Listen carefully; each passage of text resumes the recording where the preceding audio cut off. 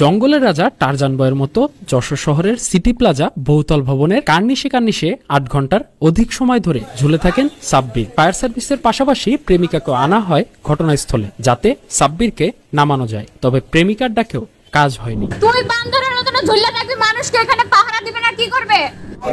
বাসার ইচ্ছা আছে, বাসার ইচ্ছা আছে, কি বাসার ইচ্ছা আছে?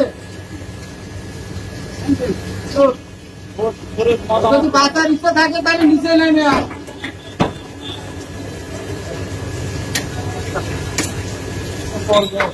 নেমে আয় না প্লিজ সাব্বির। এই সাব্বির, সাব্বির বললে তুই মই দিয়ে নামবি। সাব্বির